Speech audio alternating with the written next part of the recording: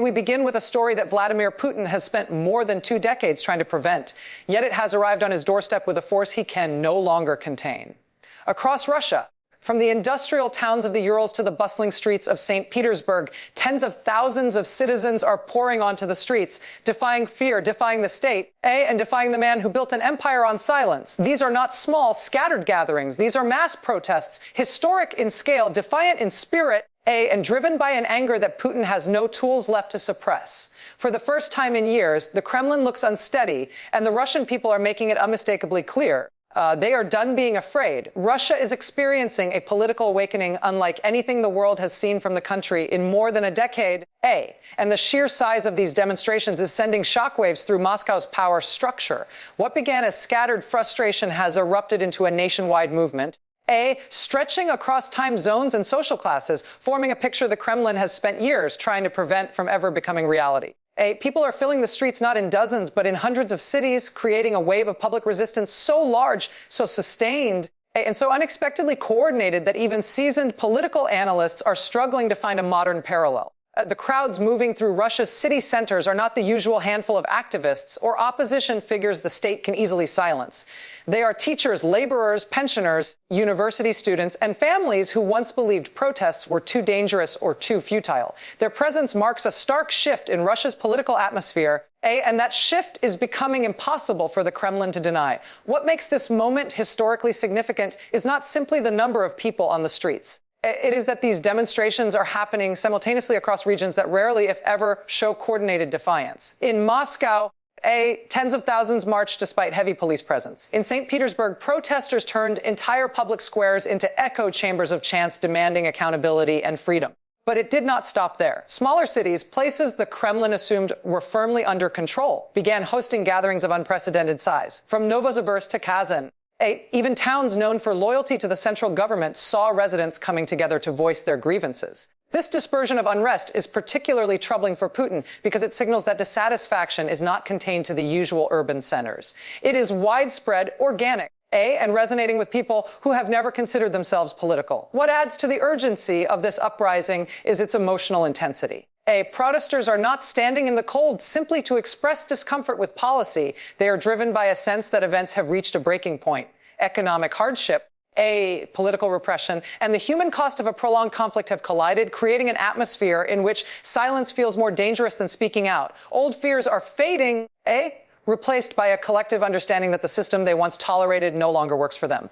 And in moments like this, even small triggers can ignite large-scale movements. Videos circulating on social media show crowds chanting in unison, holding signs with messages the government has tried to criminalize. The passion in their voices is unmistakable. This is not orchestrated dissent. This is raw, unfiltered frustration that has finally found its outlet. Authorities have responded with predictable tactics, riot police, mass arrests, threats of legal action, but those measures seem increasingly ineffective. When thousands of people are willing to be detained rather than return home quietly, when families show up to police stations demanding the release of loved ones, when citizens live stream their experiences to millions despite warnings, the government quickly realizes it is losing the ability to control the narrative. The images of officers dragging peaceful protesters away are doing the opposite of intimidation. They are galvanizing even more people to join. The very tools the Kremlin relies on to demonstrate strength are exposing its weakness. International observers note that these protests are larger than anything that followed previous controversial elections or opposition crackdowns. Analysts point out that Russia's political landscape is undergoing a structural shift. Citizens who once believed political change was impossible are beginning to question that assumption. The scale of these gatherings suggests a new level of public mobilization. One that does not rely on prominent opposition leaders or organized political blocs. Instead, it is driven by ordinary Russians who have reached their limit. This makes the movement harder to suppress because it has no single point of failure. If one group is silenced, another rises. If one protest is shut down, new ones emerge elsewhere, and the world is paying attention. Governments, journalists, researchers all are tracking what may be one of the most consequential internal challenges to Putin's rule since he came to power. The fact that these protests erupted in such overwhelming numbers despite years of suppression sends a powerful message. The fear that once kept millions silent is evaporating. For the Kremlin, the nightmare scenario is unfolding in real time. Russians are no longer waiting for permission to demand change. They are seizing it. Russia's economic collapse has become the silent force, pushing ordinary citizens past the point of endurance, and its impact is visible in every corner of daily life. What makes this moment so combustible is that people are not just reading about hardship, they are living it in real time. Families who once managed to scrape together enough to feel stable are finding themselves unable to afford basic necessities. The cost of food has soared, rent has skyrocketed, and everyday items that were once taken for granted have become luxuries. And behind all these personal struggles lies a troubling truth. The Russian economy is unraveling at a pace that even Kremlin loyalists can no longer dismiss. When the price of bread doubles, when pharmacies run out of medicine, when salaries shrink while inflation climbs higher every week, people stop caring about political slogans. They start caring about survival. And that shift, subtle at first, becomes a powerful catalyst for public anger. What is especially striking is how wide-ranging this economic pain has become. It isn't confined to big cities or rural towns. It is everywhere. The ruble's collapse has wiped out savings that families built over years. Businesses that relied on imported components can no longer function, leaving factories deserted and workers unpaid. The war effort has drained government resources at a staggering rate, funneling money into military operations while civilian infrastructure crumbles.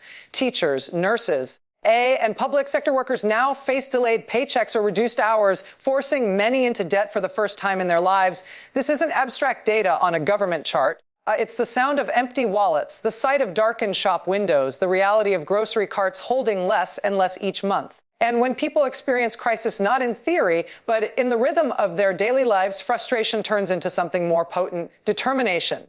What makes the current situation different from previous downturns is that Russians are no longer convinced the government has a plan. For years, the Kremlin maintained a narrative of economic resilience, insisting that sanctions were temporary obstacles and that the country would adapt.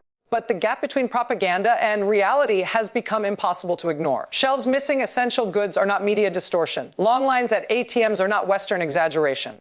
And workers losing their jobs in record numbers are not fabrications by foreign governments. The truth is in the streets, in kitchens, in pay slips. In the quiet conversations families whisper late at night as they try to make sense of their shrinking income. When citizens realize their struggles are not isolated, but shared across the country, a powerful sense of collective grievance emerges. Compounding this crisis is the breakdown of trust in the institutions meant to protect economic stability. Banks are freezing withdrawals. Small businesses are collapsing under the weight of rising taxes. And energy costs, once a point of national pride, have reached levels that push even middle-class families toward poverty. The government's silence only makes things worse. When leaders refuse to acknowledge hardship, people feel abandoned. And nothing fuels resentment faster than a government pretending everything is fine while citizens are choosing between paying rent and buying food. For many Russians, the economic pain has become deeply personal, an everyday reminder that the promises of stability were always conditional, always fragile, always one crisis away from cracking open. This mounting pressure is reshaping the political landscape in ways the Kremlin did not anticipate. Economic hardship is a universal language, one that reaches people who normally had political engagement. When someone loses their job because a factory shuts down, they don't need ideological arguments to question the government. When a mother can't find medicine for her child, she doesn't need a political activist to tell her something is wrong. Hardship itself becomes a call to awareness. And once people are aware, once they start connecting the dots between policy decisions and their own struggles, the ground beneath authoritarian rule begins to shift. The government can silence critics, but it cannot silence hunger, unemployment, or fear for the future. What makes this moment particularly dangerous for Putin is the growing understanding among the public that the economic crisis is not simply bad luck, it is the direct consequence of the Kremlin's decisions. The war has drained billions from the national budget, international isolation has devastated trade, and corruption has hollowed out emergency reserves. Russians are realizing that the hardships they face are not natural disasters, they are man-made. And once a population knows who is responsible, anger becomes direction. This is why protests are swelling. This is why frustration is turning into collective energy. The economy is not just failing, it is dragging the government's credibility down with it. And in that space between struggle and realization, something powerful is happening. People who once kept their heads down are now lifting their voices. Workers who once accepted difficult conditions are walking off the job. Families who once avoided political conversations are marching in the streets. The collapse of the economy has stripped away the illusion of stability, Exposing the truth millions tried for years not to see. And now, with the weight of hardship pressing on every household, Russians are choosing to push back. The growing presence of soldiers' families at the forefront of Russia's protests marks a profound turning point in the country's political landscape. And it is one of the most powerful forces driving national unrest. These are not seasoned activists or opposition figures. These are mothers, wives, sisters, and children of the men who have been pulled into a conflict they never chose. And when families begin to speak out, when the people closest to the soldiers challenge the state's narrative, it cuts through years of propaganda with a clarity no government can suppress. For the Kremlin, this is a nightmare scenario, because once families of servicemen lose faith, the entire foundation of military obedience begins to shake. What we are seeing now is a wave of personal grief transforming into public defiance, giving the protests a moral weight that the government is struggling to counter. What makes these families so influential in this moment is the deep emotional authority they carry. Their pain is impossible to dismiss, their questions impossible to silence.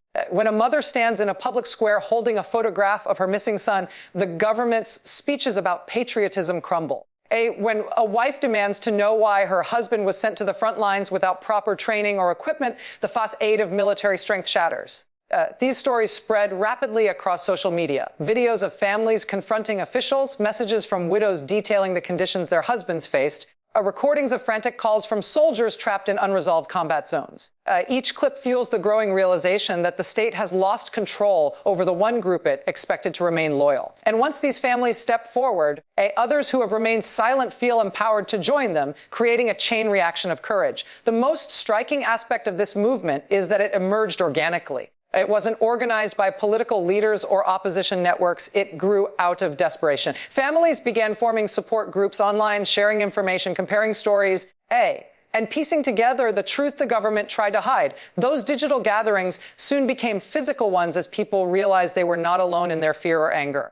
Grief turned into solidarity, and solidarity turned into mobilization. The Kremlin has tried for months to downplay casualty numbers, but families quickly saw through the lies when their phone calls went unanswered, when official documents contradicted each other, and when the bodies of fallen soldiers returned home without explanation. And in Russia, where respect for soldiers is deeply ingrained in the national identity, the betrayal felt by these families resonates far beyond their individual stories. Their presence in the protests changes everything.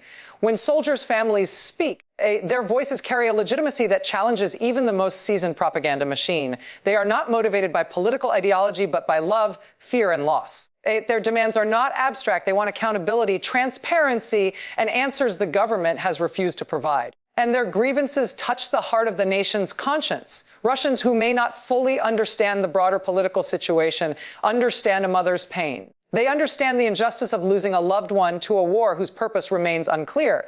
As these voices grow louder, it becomes harder for ordinary citizens to ignore the reality of what is happening, and harder for the Kremlin to pretend the situation is under control. What truly unsettles the government is the unity these families are creating. Once isolated and unsure of whom to trust, they are now forming networks that stretch across cities and regions. They coordinate marches, document abuses, and provide mutual support. Their courage has inspired military veterans to speak out as well, revealing stories of poor conditions, lacking equipment, and chaotic leadership. These revelations weaken the Kremlin's grip not only on public opinion, but on the military itself.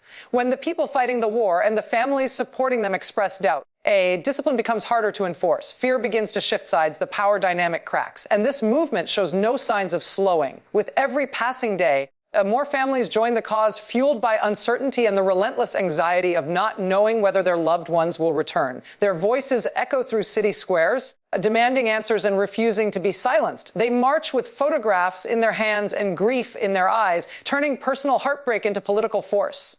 And as their stories continue to spread raw, unfiltered, and deeply human, they tap into the one emotion that authoritarian governments fear most: empathy. Because when a nation begins to empathize with its grieving families, when ordinary people see themselves reflected in that pain, resistance transforms from an act of bravery into an act of necessity. Putin's security forces, long portrayed as the backbone of his control, are now showing unmistakable signs of strain as the scale of national unrest grows far beyond what they were trained or equipped to handle. For years, the Kremlin relied on the intimidating presence of riot police, internal troops, and special units to crush even the smallest flicker of dissent. But this time, the streets are filled with crowds so large and so determined that the usual strategy of overwhelming force is failing. Videos emerging from multiple regions show officers physically exhausted, unsure of how to disperse demonstrations that stretch for blocks. They are facing tens of thousands of citizens who are no longer intimidated, no longer silent, and no longer willing to retreat. And the fear that once kept protesters at bay has begun shifting to the other side of the barricades, where the state's enforcers are realizing the limits of their authority. The core of the problem for the Kremlin is scale. These protests aren't happening in one city or even a handful. They are erupting across the entire country. When unrest is, the government can flood key locations with elite forces. But when cities from the Baltic borders to Siberia erupt simultaneously, the system begins to buckle. The Kremlin is discovering that it cannot be everywhere at once, and the protesters know it. This imbalance has emboldened demonstrators, who recognize that the usual displays of strength are diluted across too many locations to maintain effectiveness. Footage shows officers arriving late to protest sites, acting without coordinated commands, struggling to maintain even basic crowd control. When the machinery of repression shows cracks, public confidence grows. And that confidence is turning into a powerful weapon in the hands of ordinary citizens. There is also a growing sense of hesitation among the officers themselves. Some are visibly reluctant to use violence on crowds that include elderly citizens, students, and families of soldiers. These are not professional activists challenging the government. These are people who could be their neighbors, their former classmates, or relatives of friends. In authoritarian systems, enforcement relies heavily on emotional detachment. But when officers lock eyes with a grieving mother demanding the return of her son, that detachment becomes harder to maintain. Reports are already circulating of officers quietly refusing orders, looking the other way as protesters slip past checkpoints, or using minimal force instead of the brutality expected of them. Each act of restraint, whether motivated by sympathy, fear, or exhaustion, further erodes the state's monopoly on power. The overcrowded detention centers offer another sign of collapse within the security apparatus. Authorities are arresting people by the hundreds, but the system cannot process them quickly enough. Police stations are overflowing. Courts are backed up for days. Public defenders report being assigned dozens of cases at a time, many of them involving peaceful citizens who simply joined a march or held a sign. This bureaucratic overload has created a bizarre and unexpected dynamic. The more protesters they arrest, the more evidence the state produces of its inability to manage the crisis. Every overloaded holding cell, every chaotic courtroom, every panicked official trying to clear a backlog becomes another symbol of a government losing its grip. What makes this moment even more consequential is the impact on morale among rank and file officers. They join these forces expecting to maintain order.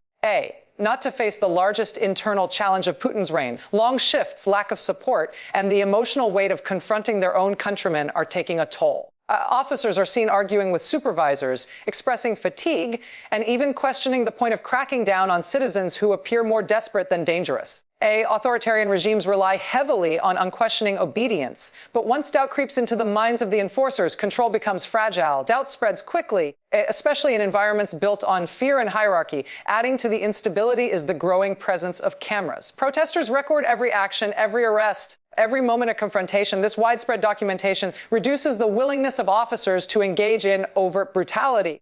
Knowing their faces and actions may circulate internationally within hours. In previous years, the government controlled imagery. Now, the people do. That shift in visibility changes behavior on both sides. Protesters feel safer in large numbers, knowing the world is watching. Officers feel exposed, aware that any excessive force could spark further unrest or even investigations from within the system if the political tides change. Transparency, once a weakness in repressive states, has become a shield for those demanding change.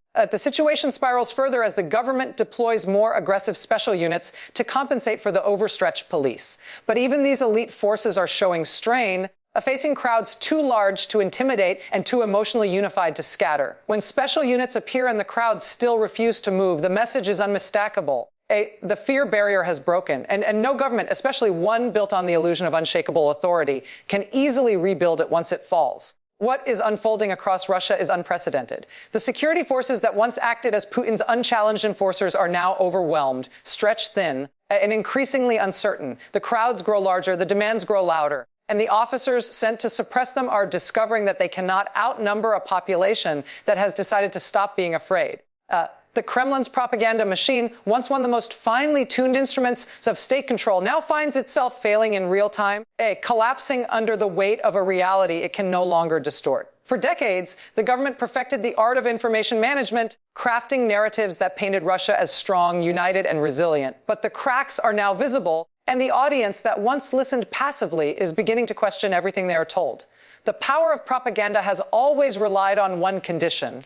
People must remain isolated, unaware that others share their doubts. Today, that condition no longer exists. Social media, encrypted messaging apps, and brave citizen journalists are flooding the digital space with unfiltered footage of the protests, overwhelming the state's attempts to maintain control. And once people see with their own eyes what the government denies, no official statement can restore the illusion. The failure begins with credibility. For years, state media delivered tightly scripted stories designed to reassure the public that all was well, that the economy was stable, that the military was strong, that dissent was minimal. But when protesters gather in numbers too large to hide and too passionate to ignore, the discrepancy between propaganda and lived reality becomes impossible to reconcile.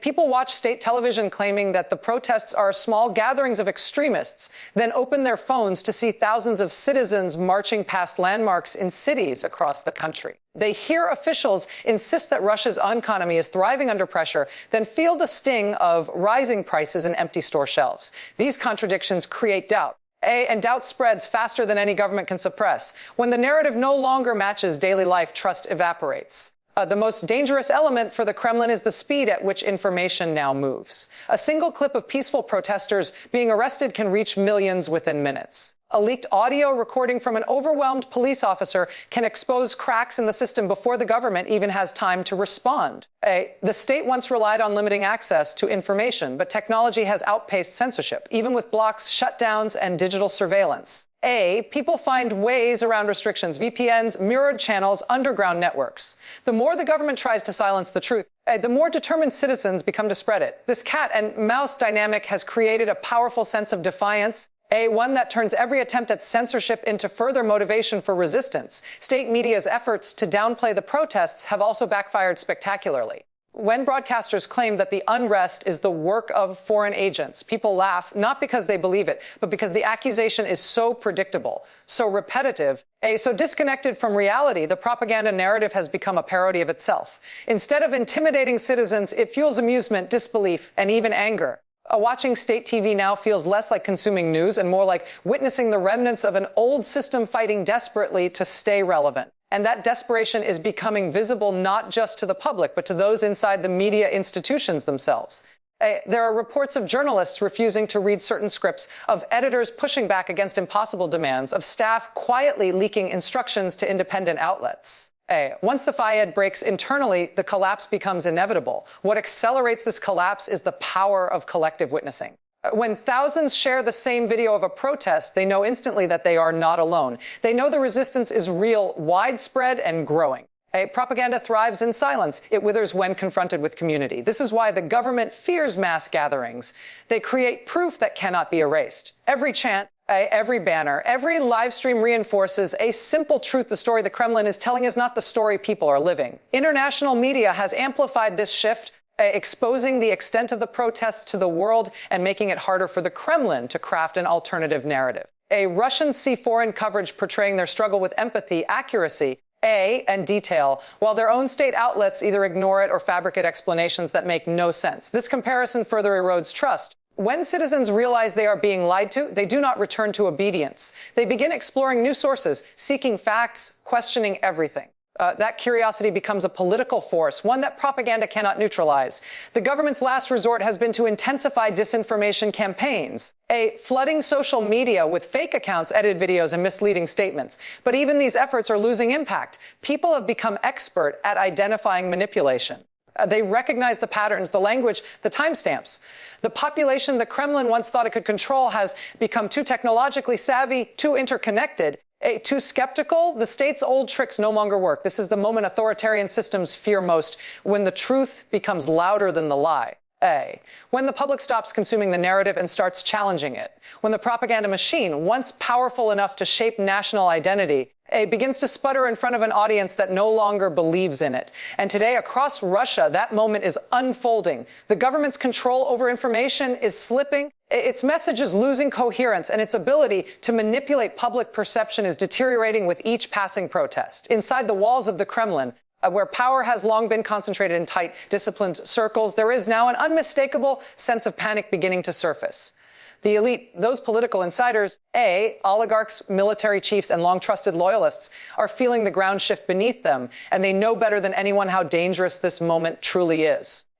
These are individuals who have spent decades benefiting from stability, privilege, and proximity to Putin's authority. They have survived by understanding the system, reading its moods, and aligning themselves with whoever holds the reins. But now, for the first time in years, the system they rely on is trembling, and their perfectly calibrated instincts are warning them that something is unraveling. When protests swell across a country this vast, elites understand that it's not just a public outcry. It's a warning signal that the political order they helped build may no longer be sustainable. Behind closed doors, the fractures are becoming visible. Kremlin insiders are quietly pointing fingers, blaming each other for the escalating crisis.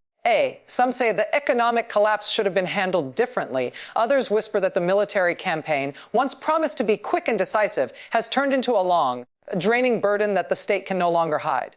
Then there are those who worry that the propaganda failures, once unthinkable, represent a deeper erosion of the government's influence. These internal divisions are not mere disagreements. They are survival instincts taking over. When authoritarian systems feel pressure, their elites often turn inward, calculating their next moves with cold precision. And right now, those calculations signal fear. What makes this moment especially dangerous for Putin is that these elite figures are not unified in their loyalties anymore. Many of them built their careers on the belief that Putin was a symbol of stability, a leader who could control unrest, outmaneuver rivals, and maintain power through any crisis. But when they see crowds flooding city squares, when they hear reports of soldiers' families turning against the state, when they witness security forces struggling to maintain control, that belief begins to falter. And when elites stop believing in the inevitability of a leader's authority, the leader's power begins to decline. History has shown time and again that the downfall of autocratic regimes rarely begins with the masses alone. It begins when the inner circle realizes the ship may be sinking. Inside council meetings and intelligence briefing, the atmosphere is increasingly tense. Advisors present data that contradicts the rosy picture painted on state television. Intelligence agents warn of growing dissent within the military ranks. Economists highlight the catastrophic impact of sanctions, shrinking revenues, and collapsing industries. Each report chips away at the illusion of control. Putin, long accustomed to deference and silence, now faces questions, hesitations, and carefully veiled criticisms. Even the most loyal officials understand that aligning too closely with a weakening leader can be politically fatal. Their instinct for self-preservation leads them to prepare contingency plans. Quiet alliances, discreet conversations, subtle signals that they may be ready to pivot if the tide turns. Oligarchs, too, are feeling the pressure. These are individuals who amassed enormous wealth under Putin's rule.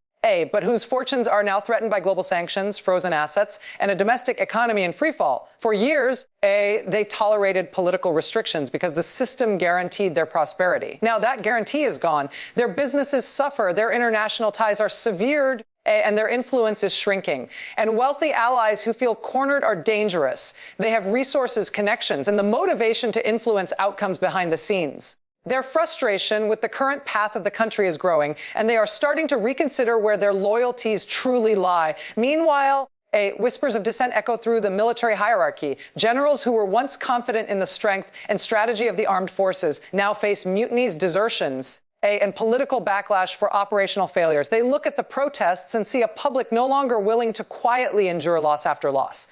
They look at the government's response and see confusion instead of strength. For a military establishment accustomed to projecting dominance, this uncertainty is both humiliating and alarming. And leaders who feel humiliated or endangered often make unpredictable decisions, sometimes aligning themselves with political rivals or alternative power centers. The psychological impact of mass protests cannot be underestimated. Elites see these crowds and understand they represent not just anger, but momentum. A momentum is dangerous because it can shift political calculations overnight. A leader who appears untouchable one week can look vulnerable the next. And once vulnerability is perceived, it accelerates the crisis. More elites distance themselves, more dissent is tolerated, more options are weighed. Behind the scenes, alliances are tested, loyalty is reassessed, and the future is quietly negotiated. In moments like this, the Kremlin's greatest fear is not the protesters themselves.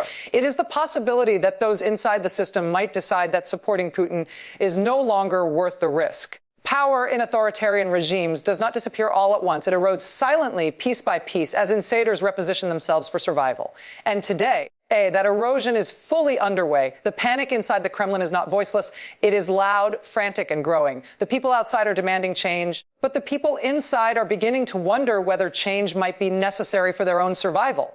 That is the kind of fear no regime can easily contain. At the moment the protests began sweeping across Russia, it became clear that something far deeper was shifting beneath the surface.